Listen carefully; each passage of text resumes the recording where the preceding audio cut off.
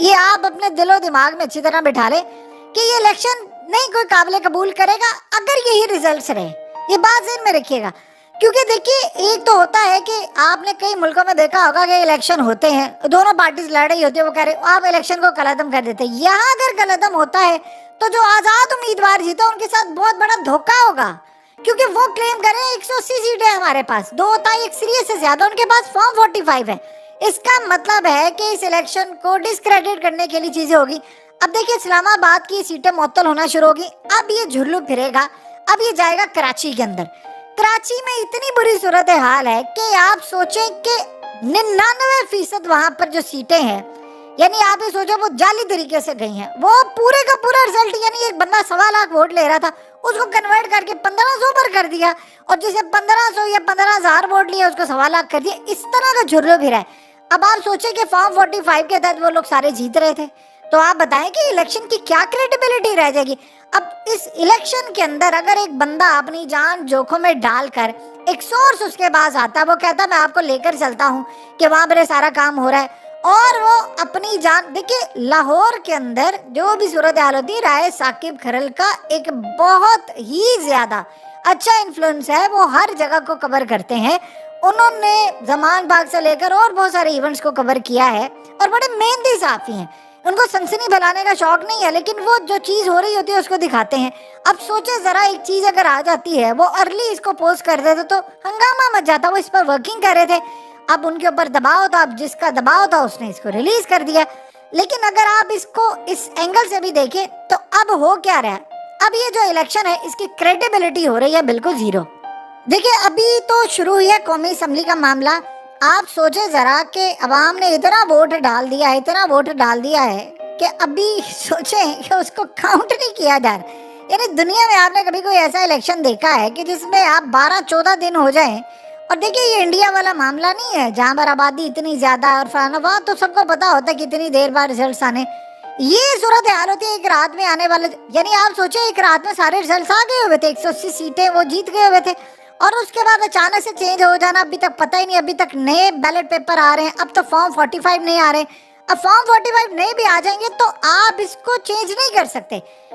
آپ ذرا ایک چیز دیکھیے, کیا میڈیا چینلز نے کسی نے اس خبر کو بریک کیا ہے؟ یعنی اس سارے معاملے کو اس چینل سے دیکھتے ہوئے, اس انداز سے دیکھتے ہوئے کسی نے بریک کیا؟ انہوں نے اس کو لگانے سے انکار کر دیا. کیونکہ آپ جتنا مرضی کہہ لیں, کیا یہ پرنٹنگ پریس ایک خاص بندے کا, ایک خاص پارٹی کا نہیں تھا جہاں پر وہ اپنے لیڈران کے لیے ٹھپے اور یہ چیزیں تیاری کر رہے تھے, اس کے بیلٹ پیپر اور سب کچھ, یہ سارا کچھ تھا. اب آپ اگر اس کو دیکھیں اس نظر سے تو یہ اتنا ڈسکریڈٹ ہو گیا الیکشن کہ اس کو کوئی تسلیم نہیں کرنے والا انٹرنیشنل سطح پر. اور آپ بھول جائیں کہ IMF سے لے کر باقی سب اس پر کریڈیبلٹی رکھیں گے. اب اس کی بنیاد کے اوپر اگر ہم دیکھیں تو دیکھیں آج کے دور کے اندر یہ بڑا ایزی ہوتا ہے جج کرنا, کوئی مشکل نہیں ہوتا کہ آپ یہ بھی پتہ چلا سکتے ہیں کہ فلانا جو بیلٹ پیپر ہے سافٹ ویئر کی مدد سے یہ پرنٹ کب ہوا تھا. یعنی آپ سوچیں جب آپ سافٹ ویئر کے اندر اس کو سکین کرتے ہیں, وہ پورا ڈیٹا اس میں وہ بتا دیتا ہے آپ کو آرٹیفیشل انٹیلیجنس کے ذریعے کہ اس کی پروبیبلٹی جو ہے اس پیپر کی پرنٹنگ ہونے کی یہ اتنے دن ہو سکتی ہے. اب اگر 8 فروری کے بعد یہ پرنٹنگ ہو رہی ہے, جیسے مثال کے طور پر آپ سوچ رہے ہیں کہ 10 دن بعد اگر انہوں نے اس اسٹوری پر کام کیا ہے تو سیاہی بتا دیتی ہے, وہ سکین کر کے آپ کو بتا دیتے ہیں کہ اس میں کہاں پر خامیاں ہیں, یہ کب پرنٹنگ ہوا تھا, کیا یہ دوبارہ ہے. یہ تو کوئی مسئلہ ہی نہیں ہے. آپ لیٹ سے کو ٹھپا لگا لیتے, آپ کو لگتا ہے کہ یار یہ ایکسٹرا ٹھپے لگے ہوئے, آپ اس سیاہی کا فرنزی کروا کر آپ کو پتا چل جاتا ہے کہ کتنے دن پہلے پرنٹ ہوا ہے, کتنی دیر پہلے ہوا. اب سوچیں اگر ایک الیکشن جو ہے یا اس میں جو امیدواران ہیں ان کے اگر 25 دن پہلے پرنٹ ہوئے ہیں اور ایک 3 دن پہلے پرنٹ ہوا ہے تو آپ کلیئرلی بتا سکتے ہیں, سافٹ ویئر آپ کو ڈیٹیکٹ کر کے بتا دے گا کہ اتنی دیر پہلے ہوا ہے. تو آپ بتائیے کہ اگر ایسی صورتحال ہے تو آپ ایک صحافی کے اوپر کس طرح الزام لگا سکتے ہیں جس نے اپنی جان جوکھم میں رکھ کر اتنا بڑا کام کیا ہے کہ وہ نکال کر لے کر آئے. اب اس کا نمبر بن جا رہا ہے تو سارے اس کے خلاف یہ کام کر رہے ہیں. جی وہ ظاہر سی بات ہے جن پارٹیز کو نقصان ہے وہ اس کے خلاف ٹرینڈ چلا رہے ہیں, اس کو گرفتار کیا جائے, کیونکہ اس بندے نے سچائی لے کر بجائے آپ جا کر اس پرنٹنگ پریس کو سیل کر دیں. یعنی آپ سوچیں آپ اس کو سیل کر دیتے ہیں, آپ اس پر انویسٹیگیشن کریں, آپ اس پر سارے کا سارا معاملہ کریں, لیکن کوئی اس پر کام کرنے کو تیار ہے. الٹا آپ اس کی گرفتاری کی بات کریں جس بندے نے آپ کے سامنے یہ سچ لے کر آئے. یعنی ابھی آپ سوچیں اس بندے نے ابھی کام نہیں کیا تھا, اس کی کریڈیبلٹی کا لیول آپ دیکھ لیں کہ اس بندے نے ابھی کام نہیں کیا. ظاہر سی بات ہے جس سورس نے یہ لیک کیا انہوں نے جس پارٹی کو زیادہ سوٹ کرتا تھا ان کو کیا. چیزیں بالکل ٹھیک ہے, اس میں کوئی دو رائے نہیں ہے, لیکن سوال یہ ہے کہ ایک بندے کی محنت جو ہے اس کو آپ گرفتاری میں کیسے بدل سکتے ہیں؟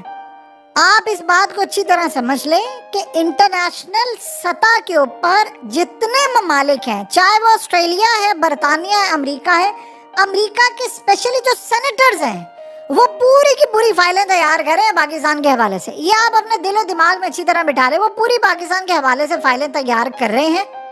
انہوں نے اپنے سفیروں کی ڈیوٹی لگائی ہوئی ہے کہ پاکستان کے اندر جو ماحول چل رہا ہے, عوام کا جو معاملہ ہے, ان کا نظریہ, ان کی جو نبض ہے, وہ کیا سوچ رہے ہیں, کیا کریں, آپ ہمیں ساری صورتحال یہاں تک پہنچائیں. اور پتہ ہونا چاہیے کہ عوام کا موڈ کیا ہے, کیونکہ کوئی بھی عوام کے موڈ کے خلاف جانے کو تیار نہیں ہے. تو اب صورتحال تو آپ کے سامنے بڑی کلیئر ہو گئی ہے کہ چیزیں کس طرف جا رہی ہیں, کیا معاملہ ہے. یہ بات اصل میں کلیئرلی انڈیکیٹ کر رہی ہے کہ جو اس وقت حالات بن گئے ہیں اس میں انٹرنیشنل سطح پر ایک نہیں ایک سے زائد ڈاکومنٹریز بنائی جا رہی ہیں, اور اس میں یہ ساری کی ساری چیزیں, یعنی آپ سوچ رہے بی بی سی اس کو کور کر رہا ہے, سی این این کور کر رہا ہے, چینل 4 کور کر رہا ہے, نیو یارک ٹائمز کور کر رہا ہے, واشنگٹن پوسٹ کور کر رہا ہے, الجزیرہ اس کو کور کر رہا ہے. آپ نام لے دنیا کے تمام صحافی جو ہے پوری ڈاکومنٹریز اس پر بنا رہے ہیں. اب یہ ویڈیوز وہ ان سے ظاہر سی بات ہے جتنے بڑے صحافی ہیں وہ رائے ثاقب کھرل سے رابطہ کرنے کی کوشش کریں, ان کا نمبر بن جا رہا ہے. اب وہ کیوں نمبر بن جا رہا ہے, وہ کہاں پر اس وقت ہے, کیا موجود ہے, وہ رابطہ اپنی مرضی سے وہ بتا رہے ہیں, اپنا موقف دے رہے ہیں جن صحافیوں کو انہوں نے بتانا ہے. لیکن ایک چیز تو بڑی طے ہو گئی ہے کہ ایسا نہیں ہے کہ انہوں نے سارا کچھ کریٹ کیا جو ان پر مخالف پارٹی سے الزام لگا رہی ہے کہ جی انہوں نے خود کیا. بھئی اس کا پرنٹنگ پریس تھا, آپ کو یہ پرنٹنگ پریس ڈھونڈنا کو مشکل ہے, آپ اس کی وہاں پر سی سی ٹی وی فوٹیجز ہوتی ہیں, سارا کام ہوتا ہے, آپ جا کر دیکھ سکتے ہیں. اور ایک بندے نے باقاعدہ آپ کو دکھایا, دیکھیں کسی بھی پرنٹنگ پریس کے اندر کوئی چیز پرنٹ ہو رہی ہے تو آپ اس کے انچارج کو پکڑیں, آپ اس کے مالک کو پکڑیں, کہ کیسے ہو سکتا ہے. دیکھیے کوئی عام بندہ تو نہیں نہ آ کر دے سکتا, یعنی آپ یا کوئی دوسرا بندہ جا کر تو ایسے آرڈر نہیں دے سکتا. آپ کا کیا کام ہے کہ بھئی اس کو پیپر کو پرنٹ کروانا, سارا کام کرنا. یہ اتنا بڑا اسکینڈل پکڑا گیا ہے, اتنا بڑا پکڑا گیا اسکینڈل کہ آج سے پہلے پاکستان کے الیکشنز اتنی بری طرح ڈسکریڈٹ نہیں ہوئے جتنے یہ ہوئے ہیں. لیکن جو آزاد امیدوار ہیں وہ کہہ رہے ہیں کہ ہمارے جو مینڈیٹ ہے اس کو تبدیل کرنے کی تیاری ہے. وہ کہہ رہے ہیں کہ صورتحال یہ ہے کہ پورے کا پورا الیکشن کا لدم قرار دینے کی طرف تیاری ہو رہی ہے. ہم یہ نہیں چاہتے کیونکہ ہم 180 سیٹیں جیتے ہوئے ہیں, اور اگر الیکشن ہم دوبارہ کرواتے تو اس کا مطلب ہے کہ ہمارے لیے صورتحال بڑی بری ہوگی کیونکہ ہم تو یہ لے اڑے ہیں. اگلے کچھ عرصے کے اندر حالات یہ بتا رہے ہیں کہ چیزیں مکمل طور پر کنٹرول سے باہر ہونے جا رہی ہیں ان کے. اور ایک بندے نے جو یہ کام کیا ہے, چاہے اس کی مرضی کے بغیر یہ ویڈیو آگی, ایک طرف تو دیکھا جائے یہ غلط ہے, لیکن اگر اس کے اوپر یہ الزام لگایا جا رہا ہے کہ اسی نے سارا کیا ہے, تو آپ ثابت کر دیں کہ اس کا پرنٹنگ پریس تھا یا اس نے سارا کام کیا, اور وہاں پر جو لوگ موجود تھے ابھی تو ان کے پاس جو اپنے پاس ویڈیوز ہیں, اگر اس کو وہ ریلیز کریں گے تو چیزیں اور بہت زیادہ کلیئر ہو جائیں گی.